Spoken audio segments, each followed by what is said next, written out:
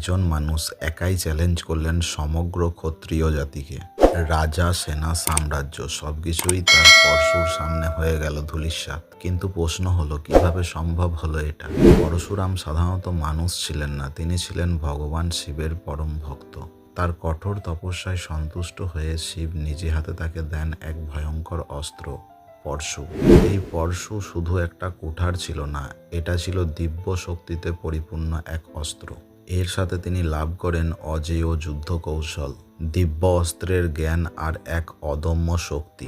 প্রথমে পরশুরাম আঘাত করেন সেই রাজা সহস্রার্জুনকে, যার হাজার বাহুর শক্তি ছিল, যাকে কেউ হারাতে পারেনি আগে। কিন্তু পরশুরামের সামনে তার শক্তি, তার অহংকার সবকিছুই ভেঙে পড়ে। একাই তিনি ধ্বংস করেন পুরো সেনাবাহিনী এবং হত্যা করেন সহস্রার্জুনকে। কিন্তু এখানেই শেষ নয়, একজন রাজাকে হত্যা করলে অন্য রাজারা একত্রিত হতে শুরু করেন। ক্ষত্রিয়রা জোট বাঁধে পরশুরামের বিরুদ্ধে। কিন্তু পরশুরাম যুদ্ধ করতেন সাধারণ নিয়মে নয়, তিনি হঠাৎ আক্রমণ করতেন জঙ্গলে, পাহাড়ে, রাতে। তিনি জানতেন ব্রহ্মাস্ত্র, আগ্নেয়াস্ত্রর মতো ভয়ঙ্কর অস্ত্রের ব্যবহার। তিনি ভয় সৃষ্টি করতেন, তার নাম শুনেই কাঁপত রাজারা। ধীরে ধীরে ক্ষত্রিয়রা ভেঙে পড়তে থাকে। কিন্তু একবার ধ্বংস করলেই সব শেষ হয়নি। কয়েক বছর পর নতুন প্রজন্মের ক্ষত্রিয়রা আবার উঠে দাঁড়াতো। আবার শুরু হতো অত্যাচার, আবার জন্ম নিত অহংকার।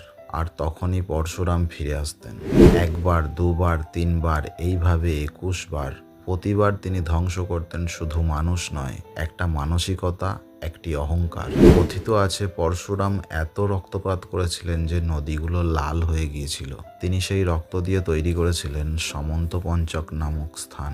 কিন্তু শেষে এই ধ্বংসযজ্ঞের পর তিনি থেমে যান। তিনি পৃথিবী দান করেন ঋষি কাশ্যপকে আর নিজে সরে যান যুদ্ধের পথ থেকে।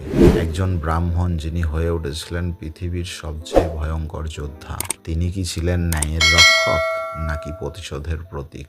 21 বার ক্ষত্রিয় শূন্য করা এ শুধু ইতিহাস নয়, এ এক চিরন্তন প্রশ্ন। আপনার মতে পরশুরাম সঠিক ছিলেন নাকি ভুল? কমেন্টে জানান। আরও এরকম রহস্যের গল্প জানতে সাবস্ক্রাইব করুন মাইন্ড টু হার্ট চ্যানেলটিকে। ধন্যবাদ। জয় শ্রীরাম। হিন্দু ধর্মের জয়।